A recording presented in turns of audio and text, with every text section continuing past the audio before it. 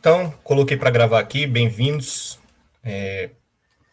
Esse é o semestre do SA, a gente já teve uma palestra aí gravada, a gente vai ter outras palestras gravadas, provavelmente nesse semestre, mas a ideia é manter o intento original, né, que é nos reunirmos aqui online, como não podemos nos reunir pessoalmente lá na UNB, onde a gente sempre se reúne, está online aqui, vai ser esse o modelo preferencial, né? E esse semestre, se vocês viram lá no calendário, deem uma olhada, a gente vai ter uns debates também que também vão ser presenciais online aqui, né?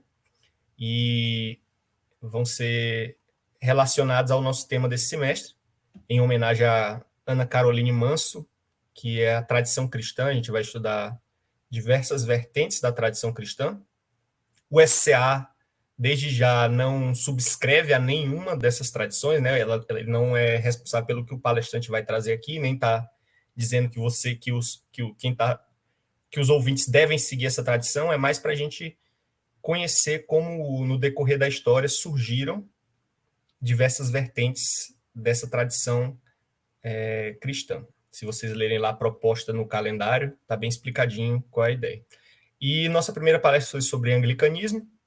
A nossa palestra de hoje é sobre pentecostalismo, lembrando que, se vocês verem lá no calendário, vai ter sempre o nome da tradição que a gente vai estudar no dia, 2 pontos e um subtítulo, né? Esse subtítulo ele foi escolhido pelos próprios palestrantes. Então, hoje, por exemplo, é pentecostalismo, adoração ao Deus imutável. Foi o próprio Vitor Medeiros, que é o nosso palestrante de hoje, que escolheu esse subtema, né? Então, já aproveitando para apresentar ele, o Vitor Medeiros, eu vou deixar ele se apresentar, na verdade, né? Mas só dizer que ele é o nosso palestrante de hoje, ele vai se apresentar, Vitor. Fala aí o que tu fez na UNB, onde tu está trabalhando hoje, umas informações gerais, né? E de qual a tua igreja, porque isso é importante, né? Nesse tema, e assim por diante. Mas antes da gente começar e eu passar a palavra para o Vitor, lembrando que a gente tem esse momento de palestra até 1h40, 1h30, basicamente, dependendo do tamanho da palestra que o falante preparou, e depois a gente tem um momento de debate, de perguntas e respostas, mais tarde. Então é isso, eu vou pedir aqui para o Marcos Otaviano fazer uma oração para a gente, orando, agradecemos, viu, Marcos, por mais um semestre, e pedindo pela palestra de hoje. Então, vai lá, Marcos. Opa, tá ouvindo? Estamos ouvindo. Beleza, então. Vamos lá, então. Senhor Deus Todo-Poderoso, nós queremos te agradecer por mais esse semestre do SCA que está começando agora ao vivo. Te agradecemos pela semana passada, que teve a palestra gravada. Te agradecemos porque o Senhor tem provido a tua igreja com ensinamento. Te agradecemos por cada um dos palestrantes que se dispuseram a estudar sobre a história da tua igreja e sobre cada uma das denominações que foram surgindo ao longo do tempo. Nós pedimos para que o Senhor abençoe cada uma delas e que abençoe a palestra de hoje. Abençoe o JV e dê a ele sabedoria e clareza no que ele vier a expor. Te agradecemos por tudo em nome de Jesus. Amém. Amém.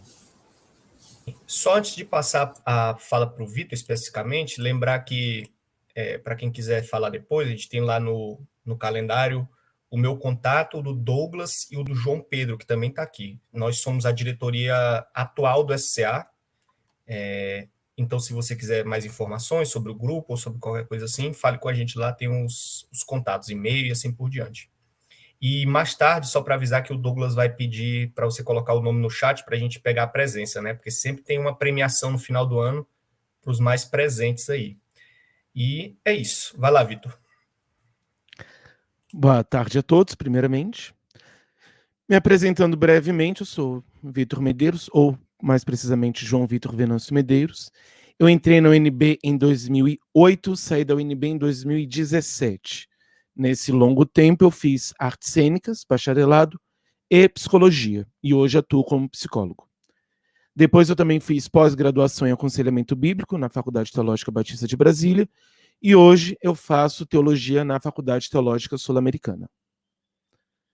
Os meus maiores interesses em teologia são exegese, aconselhamento e teologia do Novo Testamento. São coisinhas que vão talvez aparecer um pouco nessa palestra. Além disso, eu me converti em 2006 na Assembleia de Deus, em Sobradinho, que é aqui na cidade que eu moro, e estou lá desde então. Resumindo, esse sou eu. Então, vou falar um pouco de pentecostalismo e muito a partir dessa minha experiência enquanto assembleano e de uma assembleia que possui também suas características. A primeira coisa, na verdade, que tem para dizer sobre o pentecostalismo é que o pentecostalismo não existe. Não há um pentecostalismo, uma coisa que você diz, isso é o pentecostalismo é assim e pensa assim. Não, existe uma pluralidade, que é, na verdade, algo que está presente em todas as outras tradições. Então, mesmo, por exemplo, na presbiteriana, você não vai ter todos os presbiterianos pensando da mesma forma, né? Você vai ter uma variedade. No pentecostalismo vai ser a mesma coisa, a diferença é que ela não é necessariamente maior, mas ela é mais aparente. Para começar a falar um pouco mais sobre o pentecostalismo e a história do pentecostalismo, eu vou falar um pouco do que é o pentecostalismo. Então, basicamente, nós temos na teologia cristã duas vertentes básicas, que é o cessacionismo e o continuismo. O que cada um diz? O cessacionismo diz que os dons que são apresentados no Novo Testamento, eles cessaram. E aí vai ter, né, uma variação dentro do cessacionismo, não um único cessacionismo, e cada um vai dar a sua explicação. De modo geral, a explicação é que a função dos dons era testificar, principalmente os apóstolos, até que o cânon estivesse fechado e completo. A partir do momento que você tem o fechamento do cânon, você não teria mais a necessidade dos dons, porque o cânon serviria para si mesmo, por si só. Então, de modo geral, é o cessacionismo. Existem outras variações? Existe. Além disso, né, no outro extremo, nós temos o continuismo. Então, a ideia é de que os dons continuaram. E aí nós precisamos entender que, nos dois casos, nós precisamos olhar para a teoria dos grupos e não necessariamente ideia de caixinhas. Algumas pessoas, quando vão falar desse tema, vão colocar caixinhas. Então, isso é o pentecostal, pronto, acabou. Isso é essa outra visão, isso é uma outra visão. Mas, na verdade, elas são complexas, elas são amplas. E na própria imagem que eu estou colocando para ilustrar, vocês vão ver que ela não tem uma linha bem definida. Por quê? Porque tudo isso, na verdade, vai ter essa variação. Então, você vai ter o pentecostalismo, mas dentro do pentecostalismo, né, que está dentro do continuismo, vai ter uma variação, vai ter dinâmica, vai ter pessoas que pensam de uma forma, pessoas que pensam de outra, tudo isso dentro da mesma visão, que ao mesmo tempo vai, às vezes, se misturar com outras. Então, você vai ter tradições, né, pensamentos que saem do pentecostalismo, que possuem características, mas que ao mesmo tempo possuem características distintas e divergem a partir disso. Um dos principais exemplos é o neopentecostalismo. Então, embora o neopentecostalismo ele saia do pentecostalismo, ele pegue algumas coisas do pentecostalismo, ele vai também possuir características bem diferentes, bem distintas. Por isso, inclusive, os pentecostais mais tradicionais vão criticar muito os neopentecostais. O povo acha que os presbiterianos falam mal dos neopentecostais porque nunca ouviu um assembleano falando de neopentecostal. Existe, né, essa variação e existe também esse pensar, esse refletir, essa crítica dentro do continuismo e dentro do pentecostalismo. Então as coisas elas não são tão claro, preto e branco, elas acabam se misturando. Então, às vezes, você vai numa igreja que é pentecostal, mas ela vai possuir características neopentecostais. Entende? Já outras não vai ter nada de neopentecostal, vai ser quase uma tradicional. Então, por exemplo, se você for na minha igreja, de modo geral, no culto de domingo, vai ser quase uma batista. Só vai mudar que a gente canta harpa, mas de modo geral, liturgicamente, não tem muita diferença. Mas, ao mesmo tempo, existem uma visão distinta sobre algumas coisas e espaço para outras formas, que é algo que a gente vai trabalhar mais para o final. A ideia, de modo geral, do continuismo é a ideia de que, primeiramente, a forma de Deus agir, ela não mudou. Então, né, tipo assim, Deus agia de uma forma, e aí agora, né, através da nossa razão, nós podemos, nós não mais precisamos que Deus aja da mesma forma. Então, o simples fato de ter a Bíblia não faz com que não mais precisemos de algo, podemos dizer assim, mais, algo espiritual. Então, por exemplo, um exemplo disso para deixar um pouco mais claro. O pecado. Você pensar um pecado né, que somos viciados, né? E aí usar como exemplo, por exemplo, a questão da vaidade, né? Que é algo sutil e que, né, acaba se tornando um vício, algo que é difícil de lutar contra. E a simples informação de que é pecado não nos faz abandonar. Então, o simples fato de eu ter o texto me trazendo essa informação não vai fazer com que haja, de fato, uma transformação. Então, preciso que haja uma ação de Deus para que haja uma transformação. Além disso, o continuismo ele vai olhar muito mais atentamente para o texto. Os textos que falam sobre a questão do Espírito, eles não corroboram tanto com essa ideia de os dons eles vão servir agora para os apóstolos que, né, que vão escrever o cânon e depois eles não servem. Né? Você não tem no texto essa ideia de que eles serão deixados de lado. Além do mais, ele não se limita apenas àqueles que iriam escrever, mas toda a igreja possuía esses dons. Além do mais, o próprio texto diz que a função dos dons, antes de mais nada, é a edificação do corpo. E não simplesmente esse atestar da veracidade daquilo que a pessoa está dizendo. Então, o próprio texto ele vai trazer essas questões. Então, de modo geral, essa é a diferença entre cessacionismo e continuismo. Só um ponto que eu não falei no início. No meio, se vocês quiserem falar, pode falar, podem perguntar, podem comentar. Se não ficar claro, pode pedir para repetir, estão livres. Eu estou acostumado com escola dominical, então eu gosto do debate. Então, pode continuar? Seguindo, então. A história do movimento pentecostal.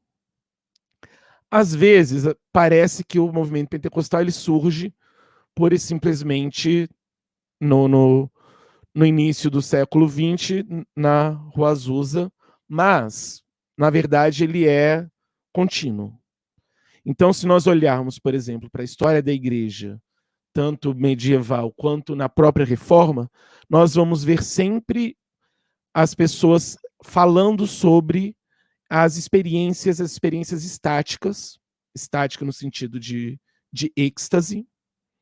Então, vai falar dessas experiências estáticas, tanto os reformadores vão falar muito disso, quanto antes da reforma, você vai ter vários falando sobre isso.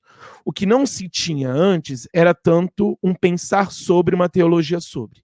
Era algo natural, era algo buscado, era algo que fazia parte da espiritualidade, mas não necessariamente você tinha uma teologia sobre. Principalmente a partir da reforma, você vai ter movimentos um pouco mais complexos na própria teologia. E aí, o que o Alderi de Matos, que é um historiador presbiteriano, fala, no livro dele, Introdução à Teologia Histórica, ele compara a história a um pêndulo, que vai de um lado para o outro. Então, às vezes, você tem um exagero teológico de um lado, e aí vai para o outro lado, e vai para o outro lado, e por aí vai. Então, o momento depois da Reforma Protestante é conhecido como a Escolástica Protestante, que é o momento no qual se vai voltar à filosofia, que havia sido um tanto abandonada na Reforma, para se criar um sistema doutrinário. As consequências disso posteriores vão ser os pietistas, depois deles, né, a partir deles, os moravianos, depois os puritanos e os metodistas. São grupos, e é que, né, também vai ter o pessoal meio maluquinho, né, que são os Quakers, os Amish e os Diggers. que são todos esses grupos, eles vão falar muito mais da experiência, priorizar a experiência com muitas, se você ouve os relatos deles, tem muitas experiências estáticas também, muitas experiências sobrenaturais que faziam parte. E esse foco nessa experiência, e aqui já é até fácil mostrar um pouco a partir disso, que falar de foco na experiência não é simplesmente vamos ficar na experiência e não pensar e não raciocinar e não criar teologia e não pensar sobre. Não, é o equilíbrio dos dois. É buscar o equilíbrio dos dois. Então é conhecer a Deus, mas conhecer, quando nós falamos de conhecimento, nós estamos falando tanto da informação quanto da experiência. Então, na própria faculdade, nós vemos muito isso. Então, nós recebemos a informação, nós podemos receber essa informação em um momento, mas, em um outro momento, nós vamos aplicá-la. Porque se nós saímos apenas com a teoria e sem nada de prática, nós não sabemos fazer. Nós não temos, de fato, esse conhecimento. Nós temos informações necessárias, mas não sabemos fazer.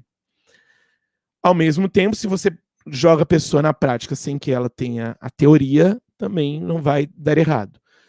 Então, se você tem um médico que ele estudou, mas em nenhum momento ele teve nenhuma prática, ele não fez os estágios, não fez residência, nada disso, não iríamos confiar nele para nos operar. Ao mesmo tempo, se ele simplesmente sai por aí operando todo mundo porque assistiu House, mas não estuda de fato, também não podemos dizer que ele sabe o que ele está fazendo. Então, a ideia que nós precisamos ter de conhecer a Deus é um conhecer que não é apenas saber sobre, mas também um relacionamento, uma experiência. Que não é simplesmente uma experiência de um êxtase, mas também uma experiência de transformação em mim e transformação através de mim, que é o que eu vou trabalhar um pouco mais para o final. Depois disso, vamos ter um metodista, que é o Charles Fox Parham, que em Topeka, no Kansas, ele tinha uma escola de teologia, e nessa escola ele começou a ensinar sobre a questão dos dons. Então, ele, voltando ao texto, ele vê que justamente você não tem essa base para a ideia de que os dons não existem mais, e começou a falar mais sobre isso. E a partir daí você vai ter as primeiras experiências ditas pentecostais. Isso nós estamos falando de pós-Guerra Civil Americana. Então, um país extremamente fragilizado ainda, e um país no qual a segregação racial era muito forte. Então, o Parham, ele tinha mais ou menos um aluno, que era o William Seymour, que ele era negro. E por ser negro, ele não podia estudar teologia. Então, o que ele fazia? Ele ficava olhando pela janela da sala do Parham e estudando por lá. Ele não podia entrar na sala, não podia entrar na escola, então ele estudava pela janela.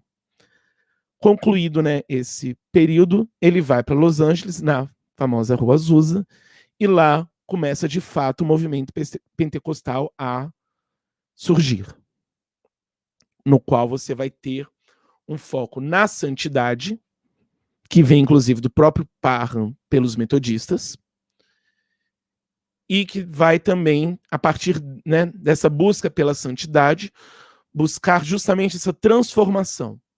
Então a ideia era justamente que a transformação de fato para a santidade, ela não passa apenas pelo meu esforço pessoal, mas é necessário uma experiência com Deus que coloque em mim de fato essa transformação e essa santidade. E a partir daí nós temos o início do movimento pentecostal. 4 anos depois, os suecos Gunnar Wingren e Daniel Berg vão, embora sejam suecos, eles estavam nos Estados Unidos, a igreja deles era lá, e eles vêm de lá para o Brasil, para Belém, no Pará, e lá eles vão entrar numa igreja batista e vão começar a falar sobre essas experiências pentecostais dos Estados Unidos. Acaba que não dá muito certo e em 1911 eles são expulsos da igreja e vão criar uma nova igreja e 7 anos depois eles vão nomear essa igreja de Assembleia de Deus. Então, de modo geral, esse é a história do movimento pentecostal e o surgimento da Assembleia de Deus, já que é a minha igreja, é o meu lugar de fala. Existem outras igrejas pentecostais com outras histórias. Depois vão surgir também as neopentecostais, que já é um outro rolê, mas, de modo geral, é esse. O movimento pentecostal em si vem a partir disso, mas, ao mesmo tempo, precisamos ter em mente que é possível crer na contemporaneidade dos dons, que é o anterior. Crer na contemporaneidade dos dons. Crer, né? Não só crer, mas vivenciar isso, experienciar isso, sem necessariamente ser pentecostal. Então vão existir outras linhas. Que alguns vão dar nome de X, nome Y, mas invariavelmente tudo isso está dentro do continuismo. Então sempre que alguém diz, eu acredito no continuismo, mas eu não acredito dessa forma, eu acredito nos dons, mas eu não dessa forma, ele está se colocando dentro do continuismo, mesmo que seja parcial, mesmo que seja em ocasiões, mesmo que, né, tenham seus poréns, mas está dentro do continuismo, mas não necessariamente é pentecostal. Então é possível ser continuista sem ser pentecostal. Teologia pentecostal. De modo geral, a teologia pentecostal é muito semelhante às teologias ortodoxas da igreja. Eu diria que a Assembleia ela é, como as outras denominações ortodoxas, clássicas, né, podemos dizer melhor, são signatárias tardias dos credos apostólicos de Niceia e de Constantinopla. Então vamos crer nas mesmas coisas que, de modo geral, a igreja se crê em termos dessas doutrinas básicas. Mas existem alguns pontos aqui que eu vou pontuar, colocar um foco maior, esmiuçar um pouco melhor. E aí eu vou usar, a partir disso, o próprio esboço que mandaram para auxiliar, para que, caso, né, nas outras palestras use o mesmo esboço, vocês tenham uma melhor forma de comparar. Quem é Deus? Né, no caso, Deus Pai. De modo geral, vamos, né, ver Deus da mesma forma, mas os 2 pontos que eu quero focar é, primeiro, que Deus ele é onipotente, e quando nós falamos de onipotência, nós falamos, inclusive, que ele é capaz de fazer coisas que são sobrenaturais e extraordinárias. Então ele é capaz de agir, claro, dentro, né, do natural, mas também além disso. Em outras palavras, ele é capaz de realizar milagres. Então, às vezes, nós vemos teologias que colocam Deus agindo apenas dentro, né, do mundo fechado, como falam, né, que principalmente o liberalismo vai falar muito isso, o liberalismo do início do século XX. Mas mesmo hoje você tem um pouco umas influências desse liberalismo. Então, o pentecostalismo ele vai acreditar justamente nessa capacidade de Deus de agir de forma além do sobrenatural. Além disso, ele é onisciente e soberano. O que eu quero dizer com isso? Ele possui um plano e um propósito para o mundo, a história, a igreja e os indivíduos.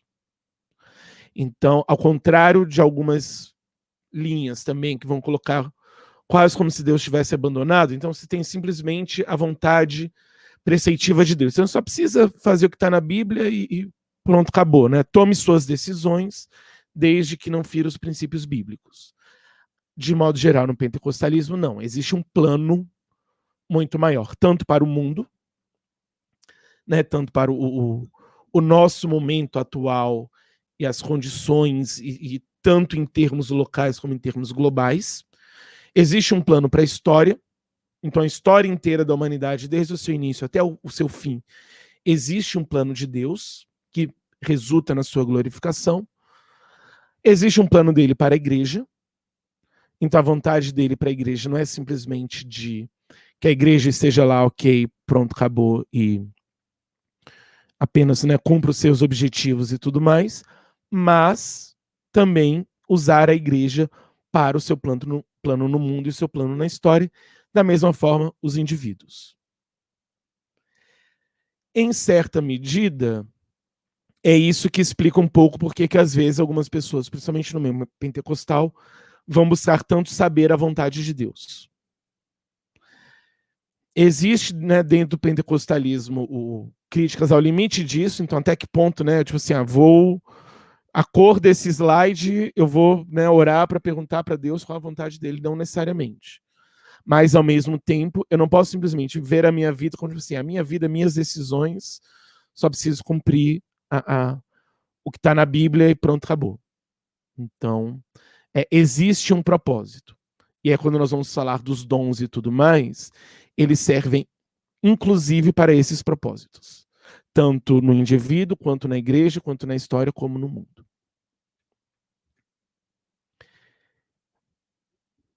Quem é Jesus? Primeiramente, Jesus é Deus. Ele é nosso único e suficiente Salvador. Ele é cabeça da igreja. Então, o que ele está dizendo com isso? O que eu estou dizendo com isso? Primeiramente, que ele é Deus, obviamente. Segundo, que ele é a única forma de salvação. Então, você não vai ter uma salvação por obras ou por méritos, ou por quer que seja. Mesmo os dons e tudo mais, eles não vão servir como uma meritocracia para uma salvação. E, além disso, Cristo é o cabeça da igreja. Então, é aquele que conduz a igreja. A igreja precisa buscar em Cristo a sua condução. E depois eu vou voltar nisso. Faltou no esboço quem é o Espírito Santo. Então, foi quase um esboço não trinitário. E aí eu coloquei aqui. Então, o Espírito Santo, antes de mais nada, ele é Deus. E além do mais, ele é quem opera em nós. Ele é aquele que opera em nós. Tanto para a conversão, quanto para a santificação, como para a capacitação. Então, é ele que vai operar em nós para que nós possamos nos convencer do pecado, da justiça e do juízo, que nós possamos nos converter a Deus, através de Cristo. Além disso, a santificação, ela não é simplesmente um trabalho, um esforço nosso, mas ela é fruto da obra do Espírito Santo. Então, nós precisamos buscar o Espírito Santo para podermos sermos santificados. Além disso, ele vai agir na nossa capacitação. Então, para fazer a obra, para esse agir de Deus no mundo, eu vou precisar do Espírito Santo, que o Espírito Santo me capacite para fazer a obra, nas suas diversas vertentes. A igreja, ela é o corpo de Cristo na Terra, e aí isso vai se traduzir na história, no mundo, nos não cristãos e nos cristãos. Então, voltando um pouco ao que eu já falei. A igreja vai ser uma das formas que Cristo vai agir na história para a glorificação do seu nome. Então nós vemos, se nós olhamos para a história de modo geral, nós vamos ver Deus agindo na história através da igreja e em favor da igreja. Então nós vemos que Deus sempre está conosco, nos protegendo quando necessário e nos usando enquanto agentes de transformação quando for necessário também, quando for, digamos, o momento. Então, nesses momentos, né, nessas partes, Deus vai agir através da igreja. Do mesmo jeito no mundo. Então, se nós olharmos hoje, o mundo aqui, tanto em termos globais quanto em termos locais, nós vemos também que a igreja sempre está sendo usada por Deus para atuar.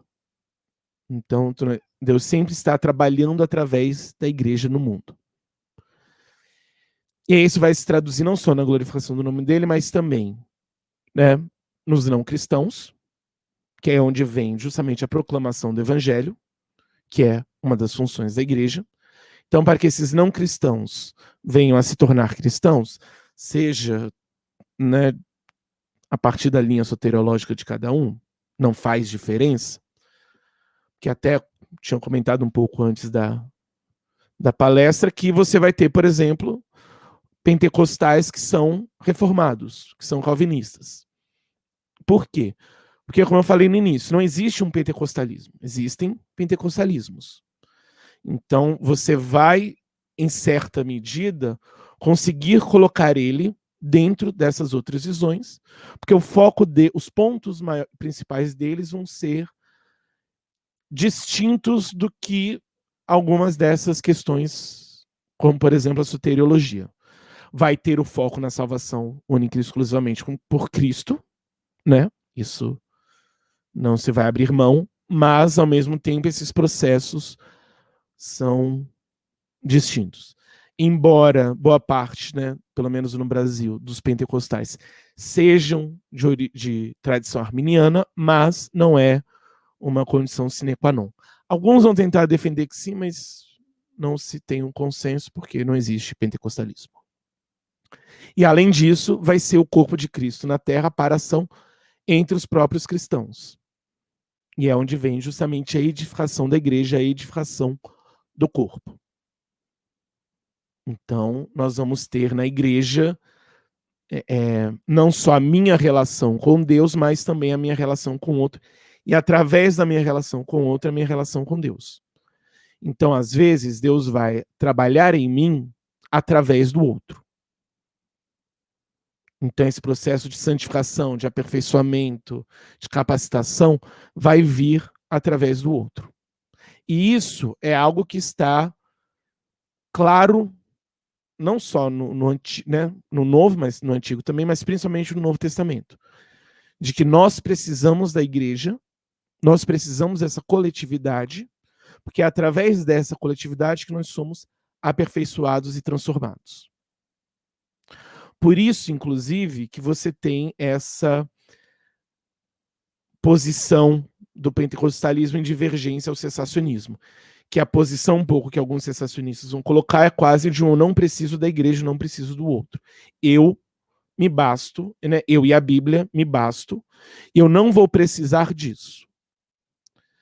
Então, eu não tenho essa necessidade dos dons, porque os dons vão envolver, né, o outro. A função dos dons, antes de mais nada, é a edificação do outro. Eu não vou precisar disso, porque eu tenho a Bíblia, então eu me basto. Então, acaba ficando algo ensimesmado. Mas, ao mesmo tempo, se nós olharmos para nós mesmos e para nossas experiências com Deus, nós vamos ver que Deus age e muito através do outro e através de nós na vida do outro. Então, nós precisamos, às vezes, desse outro. Existem questões, às vezes, que nós vamos, por exemplo, ficar reticentes. Pegar, por exemplo, o exemplo que eu tinha dado no início sobre a vaidade. Então, vamos ficar lá, vaidosos, né, e tudo mais, e nos achando ótimos, nos achando, né, a última coca gelada do deserto.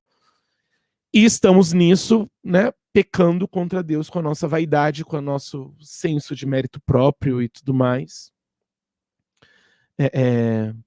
Mesmo que seja, né, num discurso contrário. Nossa, como eu sou bom, eu percebo quão pecador eu sou. Nossa, eu sou incrível na minha teologia, eu sei que eu sou pecador. Né, o que acontece também. E aí, às vezes, Deus precisa colocar alguém para virar e falar, moço, baixa a bola. Né? Não, tá feio, para que tá feio.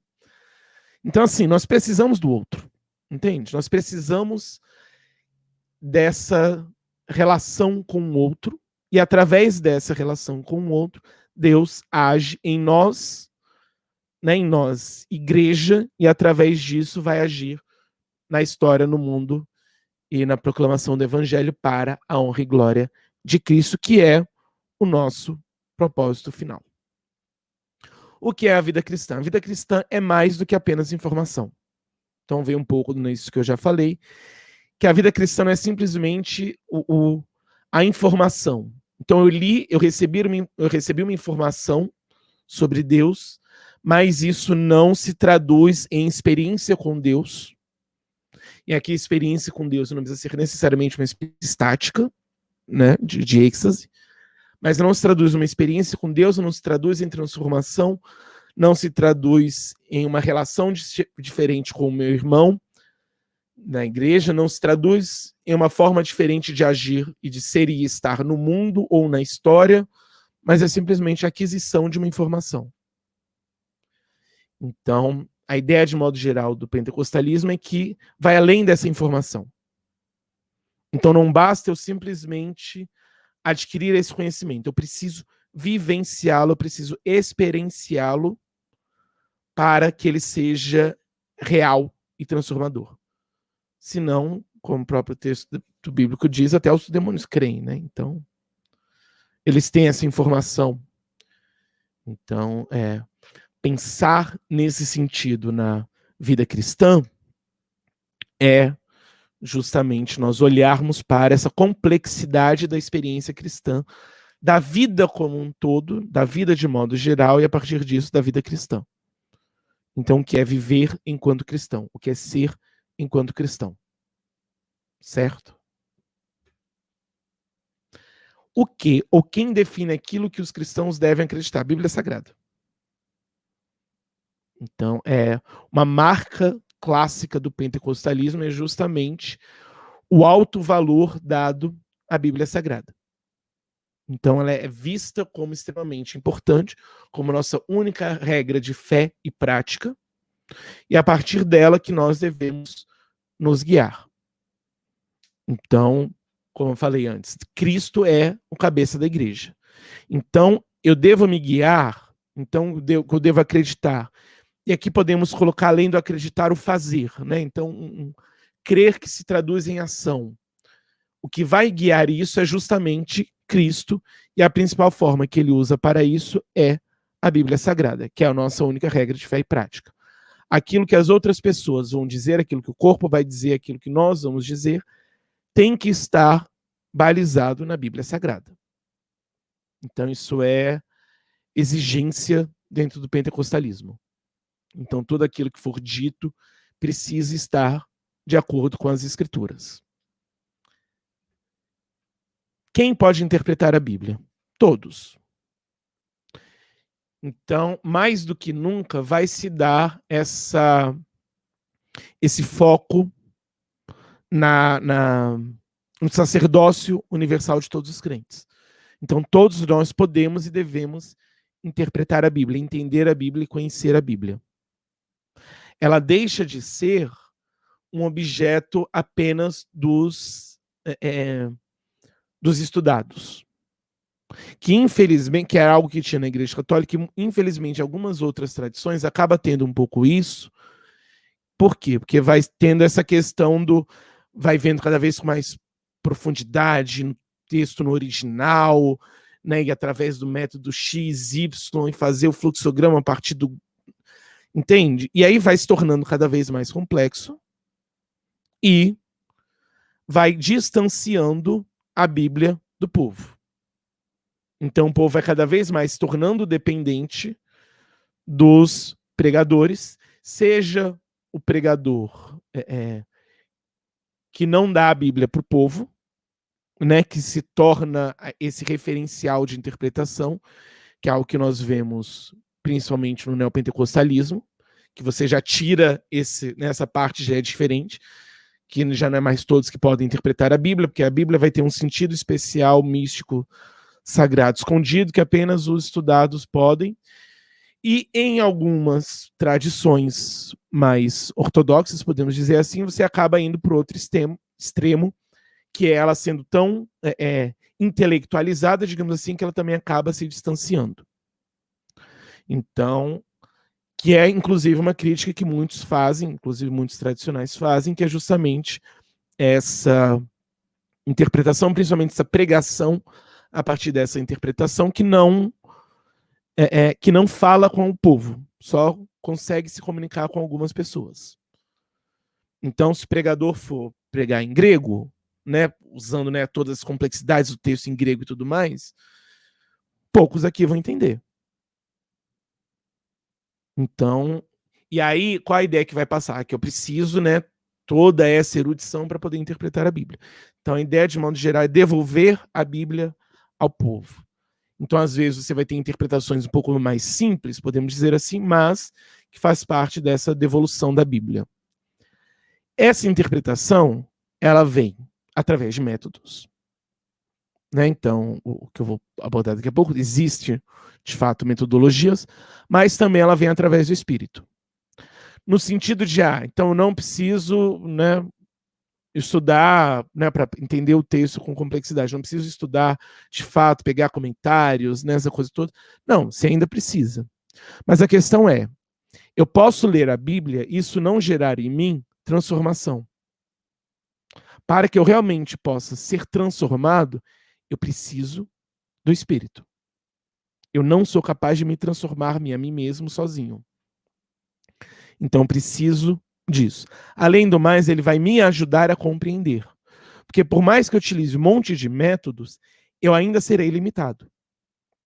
Eu ainda vou ter limites, tanto pessoais como em termos históricos e tudo mais, sempre vão ter os seus limites. E aí, a partir dessa transformação, eu vou ser mais e mais apto a entender melhor o texto, as nuances do texto, e não simplesmente as nuances do texto no sentido de, vou escrever agora um artigo acadêmico a partir das...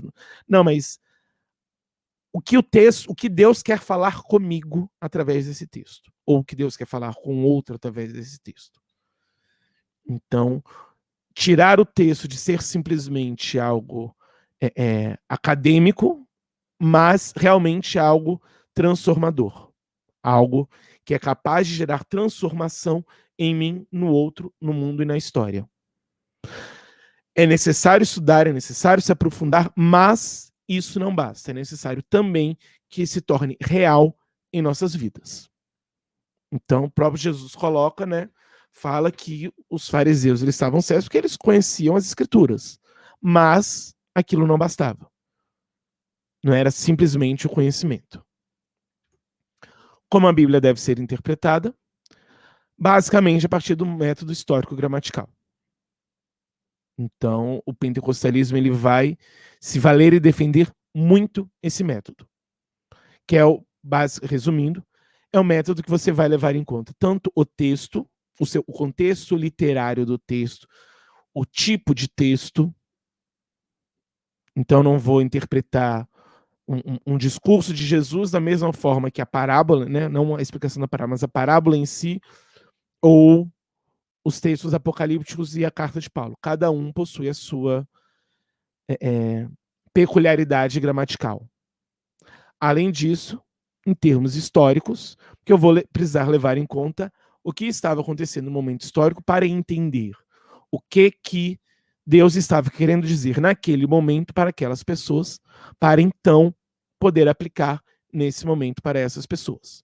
O objetivo é sempre esse, ir no texto, entender o texto, compreender o texto e então trazer o texto para a nossa transformação e o nosso relacionamento e glorificação de Cristo.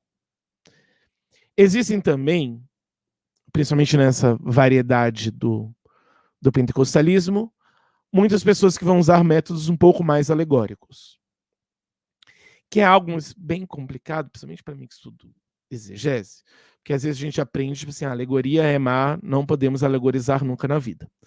Mas tem um teólogo que eu gosto muito, que ele usa muito alegoria, que é o apóstolo Paulo. Quando nós lemos as cartas de Paulo, nós vemos que ele usa muito alegoria.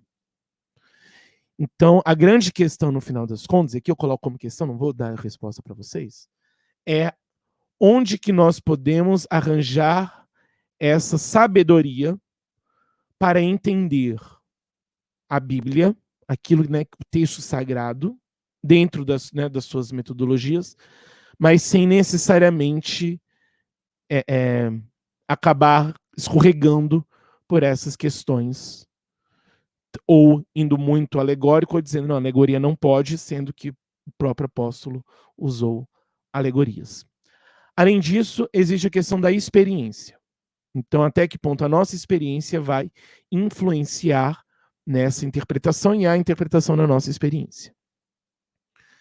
Então, às vezes, os exegetas, né, aqueles que falam de exegese, vão falar quase de uma forma bem moderna, né, não pós-moderna, moderna mesmo, de através da razão, o ser humano é capaz, né, de estar totalmente distante do objeto e olhá-lo de forma imparcial, o que não acontece. E quando nós vemos a história da igreja, nós vemos que definitivamente não acontece na própria teologia. O quanto as interpretações, principalmente de algumas questões, principalmente escatologia. Escatologia é filha da experiência. É filha do momento que cada um vive, das experiências de cada um, da visão de mundo de cada um. Por isso, inclusive, você tem tantas visões e tantas divergências, e ao mesmo tempo, quando você para realmente para ver cada uma, todas vão ter seus pontos que fazem sentido e pontos que não, né, que é uma forçação de texto. Bons teólogos são aqueles que assumem, né? A gente está forçando o texto aqui, mas é o que tem para hoje. Então, a experiência ela vai influenciar muito nisso. Então, hoje nós vemos muito isso, principalmente na política. Então, o problema que nós temos hoje na igreja, de modo geral, em todas as tradições, é, por um lado, a teologia estar, a política estar dissociada da política, ao mesmo tempo que a teologia está associada à política. Então, você tem, por um lado, o pensar político, as posições políticas, que elas vêm através dessas experiências e da criação do contexto e tudo mais, e não tanto a partir do texto. Ao mesmo tempo, você vai ter, posteriormente, a partir do já ter essa posição, eu vou interpretar o texto e a Bíblia para defender a minha posição. É o que se vê de forma assim, estrondosa, 99,99% das vezes que alguém está falando sobre teologia e política, acaba indo por esse caminho. Então vai ser muito mais, o Estado pode, não pode, o posto pode, não pode, e não tanto debater o homem é bom ou não. Então, existe quem vai a partir disso, mas realmente no Brasil é um debate raro. Além disso, a minha experiência com Deus, ela também vai me ajudar a interpretar melhor o texto. Então, ela vai fazer que eu consiga entender melhor esse texto. É algo, inclusive, que o Carson fala no seu livro Teologia Bíblica ou Teologia Sistemática, que ele vai colocar um pouco, estava falando até no início, na introdução, sobre essa dificuldade que nós temos de entender o texto. Então, nós não conseguimos realmente chegar, pegar o texto, aplicar o método e nós entendemos tudo do texto. Ele sempre vai ser mais complexo e mais vivo do que nós somos capazes de entender. Mas a partir do momento que eu leio o texto, eu, né, do ponto de vista cristão, eu sou transformado por esse texto. E essa minha experiência de transformação com o texto vai resultar posteriormente numa melhor compreensão do texto. Então, a partir do momento que eu leio o texto, eu me aproximo de Deus, eu sou transformado por Deus, eu, ao ler o texto, eu vou entender melhor e, a partir disso, ser mais transformado e me aproximar mais e mais de Deus. A ideia de uma experiência acima do texto, ela é rechaçada. Então, essa ideia de você, a partir da minha experiência que eu vou criar a teologia, isso no pentecostalismo é algo que é combatido. É algo presente no neopentecostalismo. E aí, né, para desfazer algumas confusões, nem sempre é tão clara essa diferença entre neopentecostalismo e pentecostalismo. Então, dependendo da igreja que você for, você vai ter uma coisa que você não sabe direito o que é. Entende? Então, às vezes você vê que tem isso, mas não tem.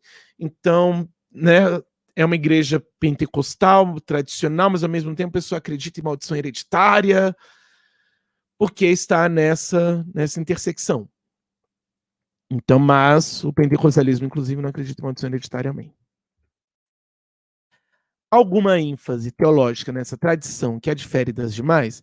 Ação de Deus através do Espírito Santo. De modo geral, é basicamente isso.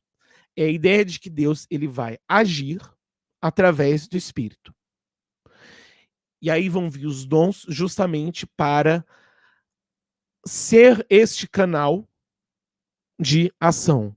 Já que, né, a maioria, pelo menos no início, era presbiteriano, vou traduzir. O dom do Espírito Santo, a ação do Espírito Santo é o meio de graça para a ação de Deus. Entende? Então eu vou, através deles, agir. Por quê? Porque eu não sou capaz de fazer nada de forma sobrenatural, mas Deus é. E essa é a forma como Deus escolheu, em sua soberania, para agir de forma natural, tanto de forma direta, mas também através da igreja, através do Espírito Santo. Então, o foco maior do pentecostalismo é aquilo que realmente vai no frigir dos ovos diferenciar o pentecostalismo das demais tradições, né, principalmente do sensacionismo, é justamente isso. É que Deus, ele age através do Espírito Santo. Então, não basta eu e a minha capacidade de leitura bíblica. Eu vou precisar do Espírito. O Espírito, ele vai agir tanto diretamente como na comunidade. É lembrar um pouco, tem um texto em Zacarias que eu acho muito interessante e muito assustador, que Deus está brigando com o povo de Israel, e ele diz que conduziu o povo com duas varas, que é a vara da graça e a vara da unidade. Não vou lembrar agora, dependendo da tradução, né, porque vai ter cada uma, mas a ideia já basicamente é essa. Deus, ele está guiando o povo e sempre guiou o povo, não só através, né, de forma direta, mas também através da comunidade, do povo de Israel e depois da igreja. E aí a continuidade entre Israel e o povo da igreja, isso é para cada um resolver. Liturgia. Como Deus deve ser adorado? Como ele determina que deve ser.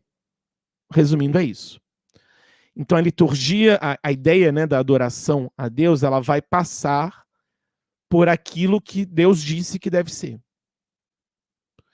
Então, quando nós vamos pensar essa ação litúrgica de Deus, não apenas litúrgico no sentido clássico, né, de o culto de domingo à noite, mas das relações, das reuniões que vão envolver Cristo, né, que vão envolver Deus, né, elas vão ser mediadas por isso. E aí nós precisamos olhar para a Bíblia, já que a Bíblia é a nossa única regra de fé e prática, para, através da Bíblia, entender como Deus quer ser adorado. Poderíamos até traduzir, né, esse título, em vez de Deus, como Deus deve ser adorado, é como Deus quer ser adorado. E aí, né, perguntarmos para Deus, e o que ele coloca, uma das coisas que ele coloca é justamente a edificação da igreja através dos dons. Ele coloca como parte da igreja, parte da forma dele agir na igreja. Ele não coloca como algo temporário, mas ele coloca como algo essencial para essa transformação e para a proclamação do nome dele. Como é um culto cotidiano dessa tradição? O que acontece? Porque acontece o que acontece. O culto ocorre entre a liturgia e a soberania de Deus. O que eu quero dizer com isso? Por um lado, existe uma liturgia clássica, assim. Uma vez eu entrei no Wikipédia, tinha a liturgia da Assembleia de Deus, em toda que você vai é do mesmo jeito. Então existe uma liturgia, existe uma preparação, uma organização para como o culto deve agir. Mas, ao mesmo tempo, Deus, ele age dentro dessa liturgia, então ele vai agir através da oração, através da leitura bíblica, através dos hinos, através dos outros louvores, através da palavra, mas também ele pode agir de forma soberana nesse meio, tanto fugindo daquilo que estava pensado em termos de liturgia, como mesmo dentro da liturgia, ou fora da liturgia, fora do momento de culto. Então, você tem o culto, e aí acaba o culto, e Deus age ali, entende? Então, a questão principal aqui é, Deus é soberano para decidir como ele vai agir, como ele vai fazer, porque ele é Deus, e não sou eu que vou dizer como ele deve agir. E aí, se não sou eu que vou dizer como Deus vai agir, vai contra o neopentecostalismo, que tenta, né, forçar Deus a agir, nem para o sensacionismo, que diz, Deus, você não pode agir aqui porque a nossa razão se basta. Alguma parte nesse culto mais importante que as outras? Qual? Foi o momento em que Deus age. Então, o momento mais importante do culto vai ser o momento que Deus está agindo. E aí, esse agir, você pode pensar tanto em forma coletiva quanto individual. E aí, isso pode ser tanto no momento da oração, quanto na palavra, quanto no louvor, porque é Deus e ele vai agir. Então, às vezes, você vai num culto e a pregação foi boa, né? Foi tudo interessante, mas de uma forma especial o louvor te tocou e Deus falou com você e te transformou através do louvor. Ou através de uma oração, ou através da palavra, ou através dos avisos. É Deus, né? Então, possível. Então, eu não vou simplesmente virar e dizer, este é o momento importante, porque é aqui que Deus age. Não. Deus age onde Ele quer. É importante a palavra, geralmente, na palavra, sim. Mas eu também não posso simplesmente virar e dizer, né, isso é aqui única e exclusivamente que Deus age. Não, ele vai estar livre, porque é Deus, né, para agir onde e como ele quiser. É possível o ecumenismo com as outras tradições cristãs? Por quê? Pergunte a elas. Então, pensando aqui ecumenismo, né, entre tradições, né, não exatamente entre outras religiões. Entre outras religiões, que é uma crítica, inclusive, que eu faço, a relação é péssima. Né? Então, não é nem exatamente um ecumenismo, né? Acho que também não é o caso. Mas uma boa relação é algo que acaba que as igrejas protestantes, de modo geral, no Brasil não têm, não possuem, são raras. Mas dentro das tradições, é algo um pouco complexo, né? Extremamente complexo. Por que eu falo que é extremamente complexo? Se eu olhar, por exemplo, para o meu contexto, eu moro em Sobradinho, a minha igreja é em Sobradinho. Sobradinho tem características únicas, assim, peculiares. Que é o seguinte, de modo geral, nós temos igrejas grandes. Não grandes, seriam igrejas médias, né? Não são como as do plano, mas para os nossos padrões, digamos assim, são grandes. E são poucas essas igrejas, agora que está surgindo pouco, essas igrejinhas de comércio, são poucas. São bem menos do que essas igrejas maiores. Então, são igrejas grandes, e por consequência, você tem, entre aspas, menos igrejas em Sobradinho e menos pastores. E os pastores se dão muito bem. Não sei se eles ainda fazem, mas antigamente, inclusive, eles tinham reunião de oração uma vez por semana, ou de 15 dias, de manhã, só dos pastores das igrejas de Sobradinho. Então, ia meu pastor que é da Assembleia, e o outro da Batista, inclusive maravilhoso pastor Washington, e o da Batista, da Presbiteriana, e o da Igreja de Deus, né? Vários pastores que tinham uma boa relação. Então, Sobradinho, mesmo, né, entre as pessoas, entre os membros, jovens principalmente, é marcado por uma boa relação entre as igrejas, independente da tradição.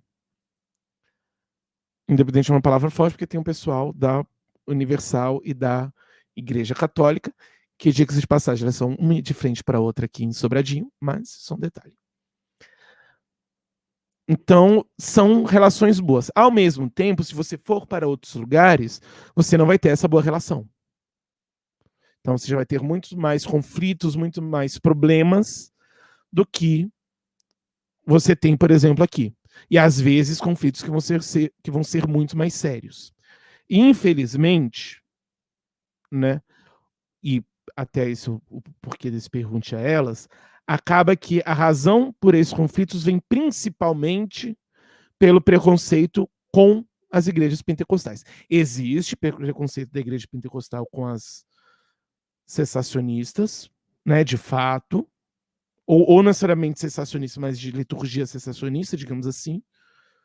Quer dizer, por exemplo, na Batista, na Presbiteriana, hoje em dia você tem muitas pessoas que são continuistas, não pentecostais, mas continuistas, mas a igreja em si, a liturgia em si, segue um caminho distinto. Então, você tem preconceito dos pentecostais com esse pessoal, mas, de modo geral, nós vemos muito mais um preconceito que vem desse, né, dos tradicionais, digamos assim, com os pentecostais.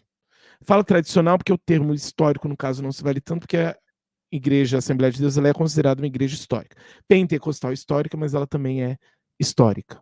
Algumas pessoas vão colocar, né, os históricos como os cessacionistas, mas acaba que não sendo tão válido porque as primeiras pentecostais ainda são consideradas igrejas históricas. E é isso, muito obrigado. Momento para as perguntas. Obrigado, Vitor. Tá aberto aí, viu, pessoal, para pergunta. A gente ainda tem meia hora aí, então fique à vontade. Quem quiser se pronunciar. Dei bastante tempo para vocês perguntarem bastante. Eu vou passando aqui na linha, porque a pessoa está levantando a mãozinha. Eu vou passar aqui primeiro para o João Pedro, que foi o primeiro a levantar a mão. Vai lá, João Pedro.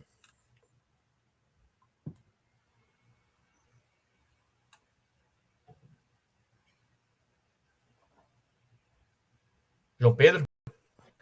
A gente não está te escutando, João.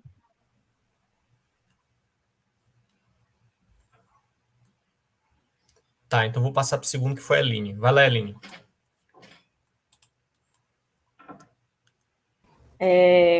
Muito boa a palestra.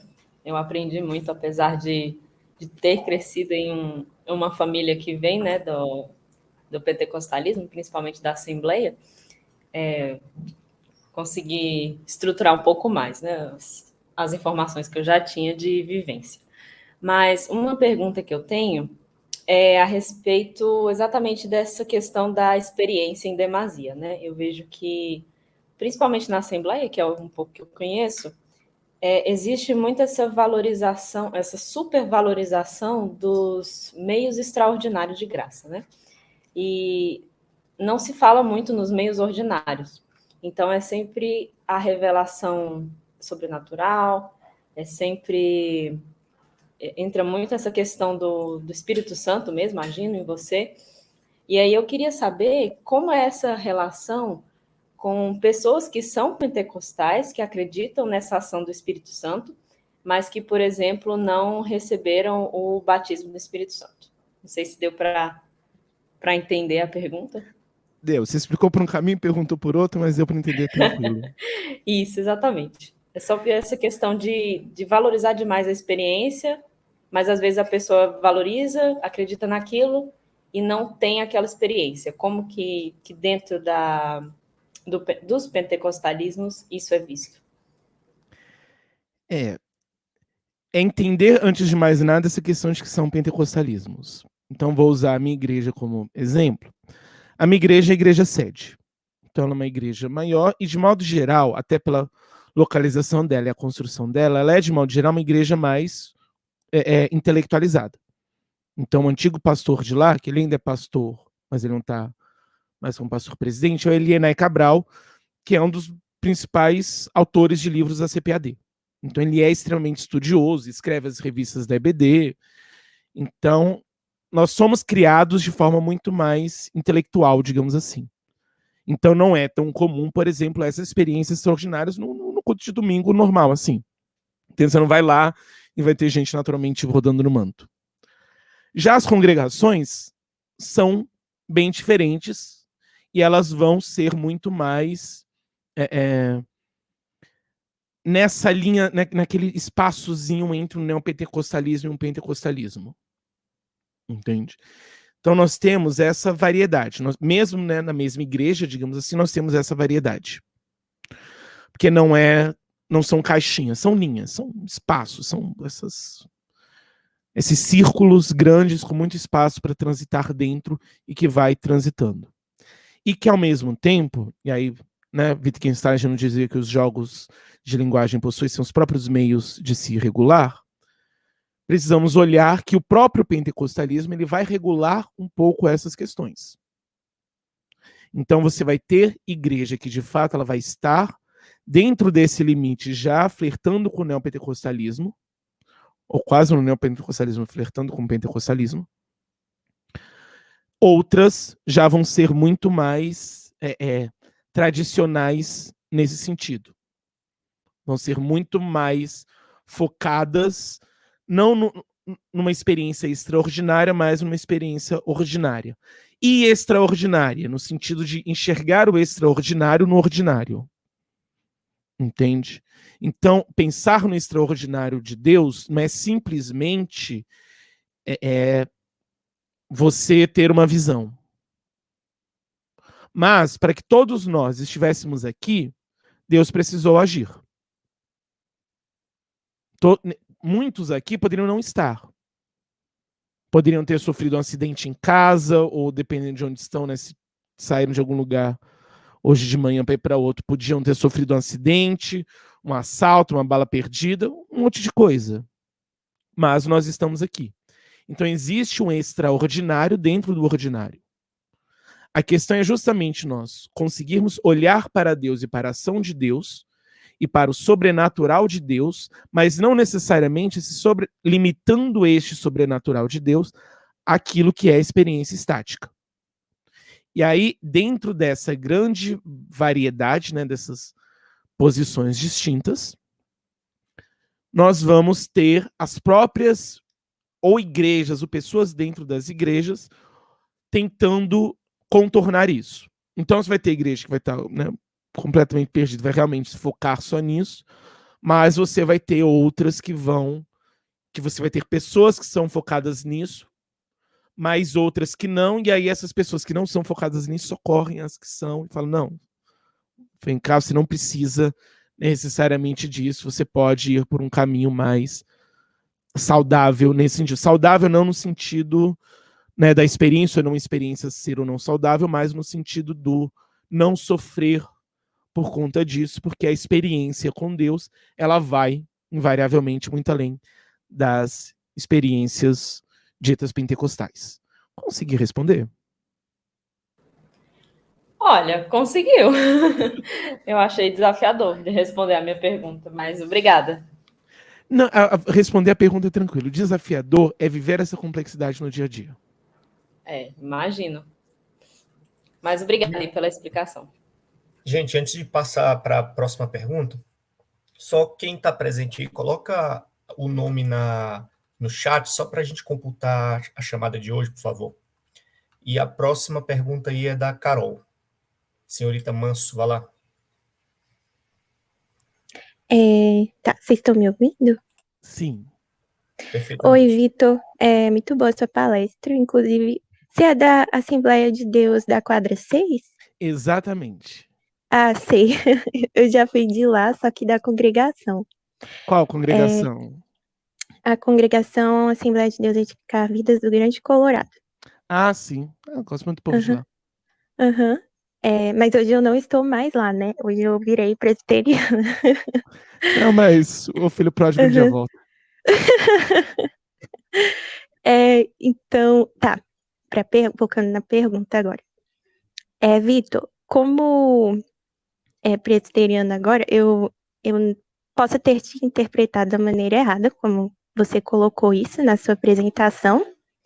Eu sinto que meu lado presbiteriano, né, foi um pouco ferido quando você falou da questão do cessacionismo. Eu não sei se eu estou te interpretando da maneira errada, se eu estiver, você me fala, mas é porque você falou que o cessacionismo, ele passa a ser uma coisa muito mais racional, e é como se ele negasse a ação do Espírito Santo por dizer que os dons cessaram, né?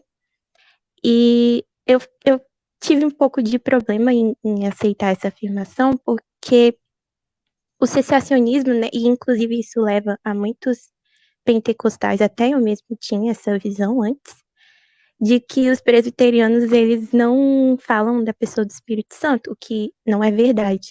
Inclusive, já encontrei pessoas que falaram assim, é aquela igreja que não acredita no Espírito Santo, para ver o nível a qual chegaram as pessoas. Como eu tinha dito, existe muito preconceito dos pentecostais. Sim. E aí eu tinha esse preconceito também. E assim, o cessacionismo, a forma como assim, existem muitos pastores sérios presbiterianos que são cessacionistas, como Agostinho Nicodemos, e ele não nega, a gente não nega a ação do Espírito Santo em relação a você ler a Bíblia e você entender a Bíblia. É uma ação ali do Espírito Santo, você não consegue entender isso se não for a ação do Espírito Santo. Mas é mais uma questão, tipo assim, eu nunca me aprofundei muito no tema, mas eu estive estudando com um pastor aqui em Palmas, e a gente vê muito mais como uma coisa, tipo assim, antes você tinha os apóstolos, né, por exemplo, Pedro, que Pedro, ele tinha o dom de cura, você percebe isso porque a própria sombra de Pedro curava.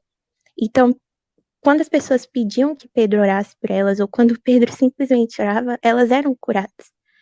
Então, é mais uma coisa, a gente crê que esses milagres ainda aconteçam, porque a gente não pode negar, né, que a cura aconteça quando algumas pessoas oram pelas outras, isso acontece, a gente não nega isso. Mas é uma coisa muito mais, como é que eu posso dizer? É uma eventualidade que acontece, entende? Não é tipo assim, não é tipo, eu orei pela Gabi, que tá aqui, e aí a Gabi foi curada. Ah, eu tenho dom de cura, então todo mundo por quem eu orar agora vai ser curado também. Ou o meu lenço, né, como acontecia com o Paulo, se eu mandar esse lenço para alguém, essa pessoa, quando tocar nesse lenço, vai ser curada, entende? É uma coisa muito mais eventos que acontecem, que podem acontecer ou não podem acontecer. E, e a gente tem base para isso, né, na própria Bíblia. E é como os profetas, por exemplo. Você não tem profetas no Novo Testamento. Os profetas, eles cessam ali no Velho Testamento. Então você não vê pessoas no Novo Testamento falando, tipo, eis que te digo, que, né, prometendo o Messias, até porque não faz sentido, já que o Messias já tinha vindo. Então, não tem mais sentido. Você tem visões no Novo Testamento, enfim, mas você não vê essa figura, tipo, de Jeremias, Isaías, todos esses homens que a gente encontra no Velho Testamento, né? Mas em nenhum momento o secessionismo ele nega essa ação do Espírito Santo, apesar de dizer que os dons cessaram. Aí eu só queria saber se foi isso mesmo que você quis dizer. Enfim. Não, realmente foi. Deve ter ficado Hum. confuso. Que bom que você perguntou, que aí ninguém fica mais com essa dúvida. Aham. Os sensacionistas, eles não vão acreditar. Quer dizer, né, só voltando um pouco no início, assim como não existe pentecostalismo, não existe também sensacionismo. São sensacionismos, né? Então, dependendo, vai dizer que o milagre acabou também, né? Uhum. Sei que não é a maioria, principalmente, né, nos presbiterianos. E, salvo engano, o Nicodemos, ele não é mais sensacionista, ele tá mais para um continuista moderado. Ele mudou um pouco a Uhum. posição. Uhum. Mas os calvinistas, né, os sensacionistas de modo geral, eles ainda vão crer, né, os mais clássicos, digamos assim, no Espírito Santo, e vai ser aquele que vai operar em nós a conversão, a santificação e a capacitação. Nesse Uhum. sentido, vai se manter. A questão é um pouco como esse processo vai se dar e qual vai ser o papel, principalmente, da igreja nisso. Entende? Entendo. O discurso muito do sensacionismo, porque principalmente vem a ideia muito de que não é mais necessário porque a Bíblia substitui, ele acaba se tornando, nesse sentido, um pouco isolado. Entende? Eu não preciso mais tanto do outro. Uhum. Ainda Deus age através do outro, age através da igreja, age através da pregação, né? Não é ou é totalmente isso, é totalmente o outro, entendeu? Mas existe essa diversidade, e ele ainda vai crer, né, na Trindade, né? O Espírito Santo morreu, foi expulso da sarça, mas ele não morreu. Uhum. Então ele vai ainda agir e operar. A grande diferença é o como isso vai se dar. E Uhum. uma pequena correção que até alguém comentou no chat, no Novo Testamento você tem profetas. Tanto a pessoa, né, de profetas como o dom de profecia. O que nós não temos? Nós não temos, de fato, profetas como Isaías, né? E nós não temos também a profecia sobre o Messias que havia, porque o Messias veio, né? Tanto que o último profeta nesse sentido foi João Batista, que é o último que disse o Messias vem e o Messias veio. Mas nós não podemos, que é um erro comum até quando você vai falar de profecia na Assembleia tem muito isso, deve ter visto muito, que é reduzir a profecia ao vaticínio, a previsão do futuro. Então, eu profetizar é pura e simplesmente eu falar o que vai acontecer. Mas, a partir do momento que eu estou transmitindo uma mensagem de Deus, seja, né, você vai, daqui a pouco vai acontecer isso com você. Ou seja, você está pecando, isso é uma palavra de Deus. Entende? Uhum. Alguma dúvida ainda? Não, agora ficou claro. E sim, realmente, tem profetas mesmo no Novo Testamento. Uma forma diferente, assim, mas... Uhum. Isso. São uma Jared, forma diferente, mas ainda tem. Uhum. o próximo é o Jared. Olá, boa tarde, vocês me ouvem? Ouvimos sim. Exatamente. Perfeito. Victor, gostei muito do seu panorama.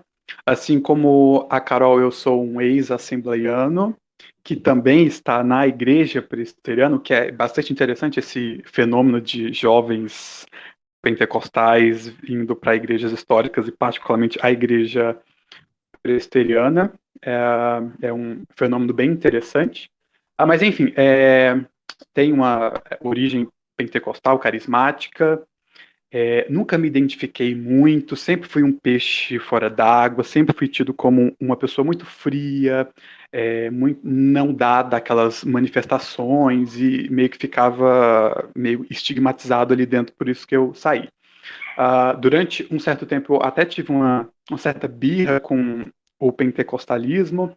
Hoje eu estou com a birra mais com os reformados mesmo. Estou defendendo bastante os pentecostais, porque eu estou redescobrindo os pontos positivos que a tradição pentecostal tem, e eu queria destacar dois aqui nas perguntas que eu queria fazer para você. O primeiro é a ênfase pentecostal no trabalho missionário. A Assembleia de Deus e os pentecostais chegaram muito tempo depois de presbiterianos, batistas, metodistas, luteranos, e mesmo assim, hoje, ser evangélico no Brasil, em grande medida, quase que ser carismático ou pentecostal, dado o fato de ser uma igreja e uma tradição que se consolidou bastante. Então, eu queria saber o que você acha ou o que deve a tradição pentecostal, o fato dela ser absurdamente missional ou missionária, talvez em comparação a outras tradições, que não é que elas não sejam, mas parece que há algumas dificuldades nisso. Se eu fosse opinar, talvez eu optaria por afirmar que talvez as outras denominações não valorizam muito um sacerdócio universal, como às vezes os pentecostais às vezes afirmam, né? Você tem que ter muitas vocações e muitos pré-requisitos para ir para uma obra missionária, enquanto que o pentecostal ele só vai, e ele vai e vai mesmo. Então eu queria saber como que você acha, ou por que você acha que se deve a esse ímpeto missionário muito grande, e também queria saber como que você acha, ou como que você explicaria, talvez também, a forte ênfase do trabalho feminino ou da presença das mulheres dentro do pentecostalismo. O cristianismo, como todo mundo sabe, é uma religião de mulheres, sempre foi e sempre é e provavelmente sempre vai ser. Elas são a maioria, elas são as mais organizadas, elas que carregam a igreja nas costas. E no pentecostalismo isso é extremamente evidente. Foi, inclusive, uma das coisas que eu assim, senti um pouco de falta quando eu vim para a Igreja Presbiteriana do Brasil, porque o trabalho feminino é um pouco mais restrito, né? Em algumas igrejas, se tiver um cachorro macho, ele tem mais prerrogativa de falar do que uma mulher. E nas igrejas pentecostais, isso não é necessariamente assim. Há algumas restrições também, mas elas têm um lugar e uma presença e um trabalho muito explícito. Recentemente, as pessoas têm recuperado a memória de uma pessoa muito esquecida do início da Assembleia de Deus, que é a Frida Vingar, que é a esposa de um dos missionários, que à época foi totalmente desqualificada e tem uma história muito problemática, mas mesmo assim, hoje os pentecostais têm um ambiente muito favorável para o trabalho feminino. Aí eu queria saber como que você talvez explicaria essas duas questões, por que o pentecostalismo ele favorece tanto esse ímpeto missionário e essa participação feminina na vida da igreja. E é isso, obrigado. Certo, eu que agradeço. Respondendo a primeira, eu dividiria em 3 pontos. Primeiro, como você mesmo falou, existe uma questão do sacerdócio universal de todos os crentes. Então, para você pregar o evangelho, você não vai precisar fazer 3 cursos de pós-graduação em teologia. Não, em vez disso, você só precisa conhecer a Cristo e você já vai e prega. Então, a estrutura nesse sentido é distinta. Acho importante preparar as pessoas, preparar os missionários, tudo isso, mas, ao mesmo tempo, não podemos fazer com que isso, né, limite. Então, principalmente se eu for mandar alguém para um outro país, eu vou mandar alguém que acabou de aceitar Jesus, né? É necessário um preparo, mas, ao mesmo tempo, eu não posso o tempo inteiro exigir todo este mesmo preparo para a pregação para os meus vizinhos, digamos assim. O segundo ponto, talvez o texto mais importante no pentecostalismo é o seguinte, vou ler aqui. Mas vocês receberão poder ao descer sobre vocês o Espírito Santo, e serão minhas testemunhas, tanto em Jerusalém, como em toda a Judéia e Samaria, e até os confins da terra. Então, a ideia, de modo geral, do próprio pentecostalismo, do Espírito e tudo mais, é essa capacitação para a pregação aos não cristãos. Faz parte do processo essa capacitação, nós sermos capacitados para pregar o evangelho. Então, existe um foco teológico, inclusive, nisso. Então, vai ter... E aí, é interessante que independe da visão soteriológica, né? Porque o pessoal fala que calvinista não evangeliza, mas, por acaso, o pastor líder de missões da minha igreja, né, de missões evangelistas, é calvinista. Então, ele vai, né, justamente ter esse foco na pregação do evangelho, porque faz parte da própria visão, da própria teologia pentecostal, a importância do ser testemunha em Jerusalém, Judéia e Samaria. E, por fim, é um problema que tem, de modo geral, em todas as igrejas, está vindo um pouco, né, acaba invadindo um pouco mais a Assembleia hoje em dia, mas que as outras igrejas acabaram talvez sendo um pouco mais sensíveis a isso nos momentos, né, no início, que é um pouco essa questão de um conformismo, de um comodismo. Então, cada vez mais, os cristãos eles estão ficando cada vez mais acomodados no mundo. Então, cada vez mais a igreja vai servir para me dar um alento e para me preparar para viver minha vida, e é isso, entendeu? A função da igreja é recuperar as minhas baterias para eu viver o resto da semana, né, cuidando dos meus rolês. Então, acaba que as demais igrejas talvez tenham se tornado um pouco mais sensíveis a isso no início, mas mesmo nas igrejas pentecostais, onde nós já vemos isso. Mas, ao mesmo tempo, é importante frisar que não é regra, porque nós vamos ver também vários trabalhos missionários evangelísticos fortíssimos e belíssimos das igrejas cessacionistas. Indo para a segunda pergunta, de modo geral, até pelo seu início, o pentecostalismo ele é a religião dos excluídos.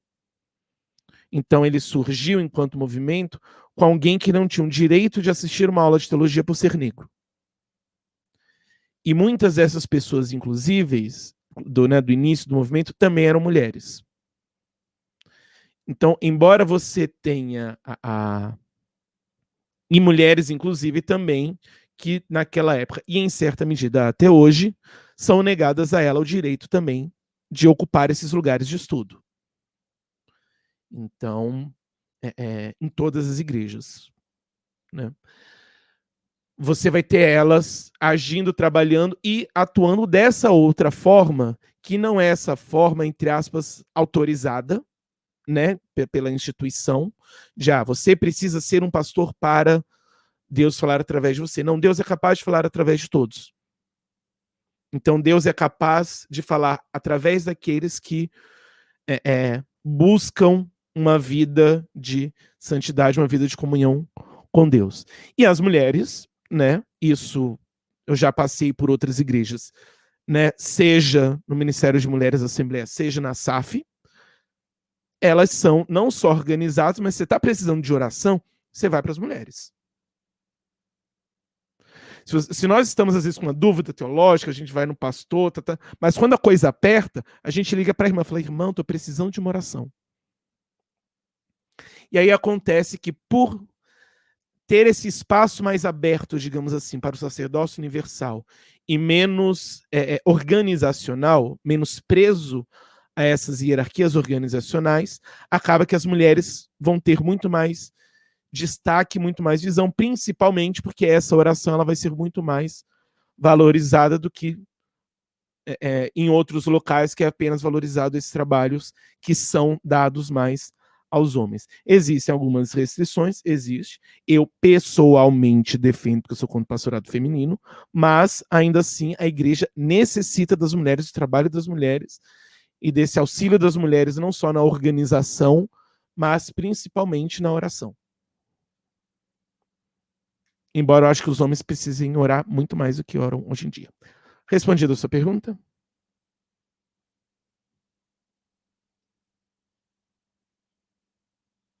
Vou considerar um sim. Sim. Próximo. Que tem Bom, gente, a última pergunta aqui vai ser do Douglas, porque o nosso tempo já está acabando. Vai lá, Douglas. Finalize-me. Na verdade, se quiser até estender, porque a questão que eu tinha era a mesma da... Vocês conseguem me ouvir? Sim. A questão que eu tinha era a mesma da Ana, né? A respeito da definição de cessacionistas. E aí, pensando assim na questão teórica do termo, eles gostavam muito de classificar a questão dos dons extraordinários, né? O Lutero falava dos dons visíveis. E aí, nesse sentido, pelo menos o que eu entendo que eu pesquisei sobre o cessacionismo, eles não se restringiam somente à obra do Espírito Santo intrínseca em nós, né? Mas também é possível a obra do Espírito Santo também atuar na interação também, pensando em dons de reconciliação, outros dons que agem através desses meios. A classificação que eles faziam a respeito de dons extraordinários ou dons visíveis, segundo Lutero, é nesse sentido, que eles classificam como esses dons extraordinários, né? Profecia, milagres, línguas. Então, a dúvida era basicamente a mesma, mas deu para deixar claro o comentário que você fez anteriormente. Uhum. É complicado um pouco. Primeiro, assim, muitas dessas questões das organizações são muito mais recentes, né? Até pelo movimento pentecostal. Quando nós olhamos para a história da igreja, é complicado você dizer isso é cessacionismo, isso é continuismo. Era tudo uma coisa misturada, entende? É mais ou menos assim, como se eles fossem... você tem o extraordinário, mas você não tem o pentecostalismo. Então você não tem o cessacionismo em pentecostalismo. Você tem experiências, mas que elas vão ser entendidas e analisadas e comentadas e vivenciadas de formas que fazem mais sentido, digamos assim, dentro do contexto da época. Quando nós olhamos hoje para os cessacionalismos, é um pouco complicado às vezes, porque algumas coisas, algumas ideias, elas são um pouco misturadas. Então, o que é dom, como funciona o dom, nem sempre fica tão claro. Então, por exemplo, a questão do próprio dom de profecia, que muitos vão interpretar, inclusive, como sendo essa questão, por exemplo, da pregação do evangelho, né, a pregação na igreja, seria, né, uma espécie de profecia. Aí esse dom cessou? Esse dom não cessou? O apóstolo, né, porque o texto vai falar sobre, em termos de dons, inclusive, vai falar, vai dar alguns como pastores e mestres, isso cessou? Isso não cessou? O dom de ensino tem? Não tem? essas questões elas acabam ficando muito confusas. Entende? Então, às vezes, tem que dar uma volta para dizer. Você pega o mesmo texto, tipo assim, essa metade ainda tem, essa metade não tem, essa metade vale, essa metade não vale.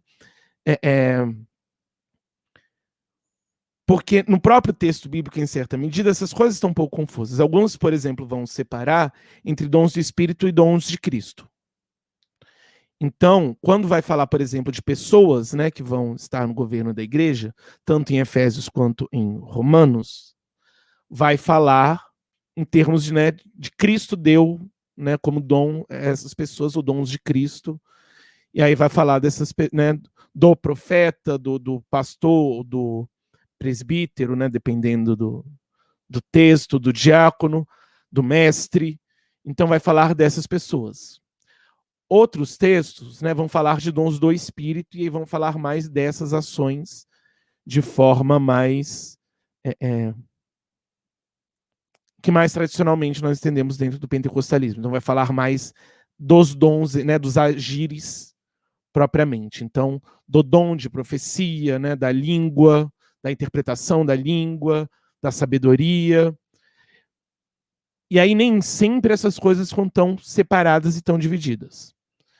Então, às vezes, é complicado olhar para essas coisas por conta disso, porque onde começa um, onde termina outro.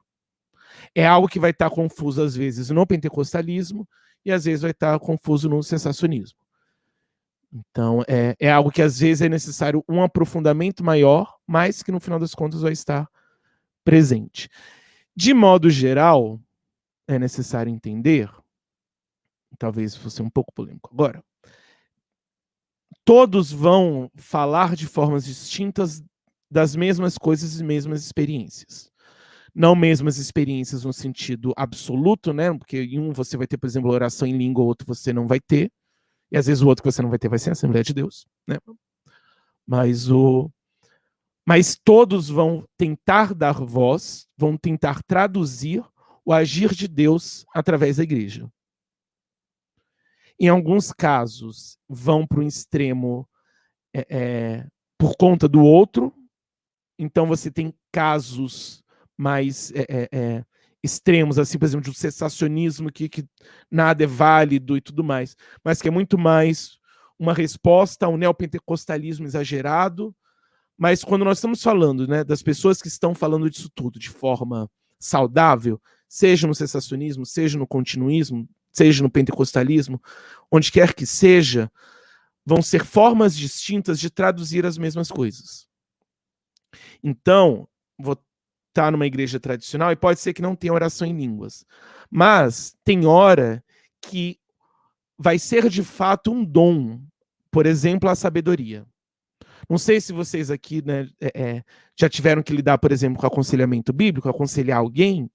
Tem hora que você não é capaz, você precisa de uma sabedoria que vem de Deus. Entende?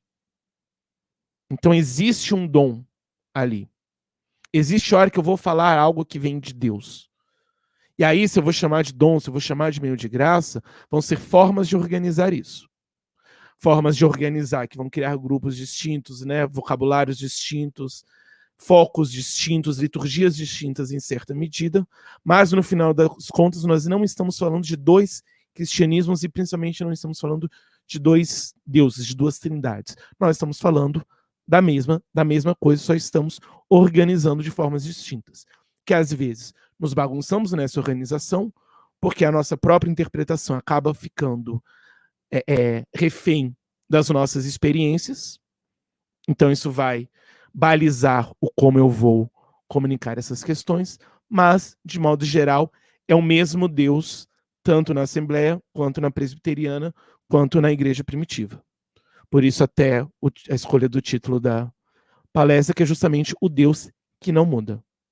Porque ele continua agindo da mesma forma, e é a mesma forma que, em certa medida, muda com o tempo, porque a sociedade muda, mas que, ao mesmo tempo, é sempre uma forma no qual ele é único, não só salvador, mas também único que vai gerar a transformação e edificação do corpo. Certo? Certo. Gente, deixa eu parar aqui a Muito bom esse gravação.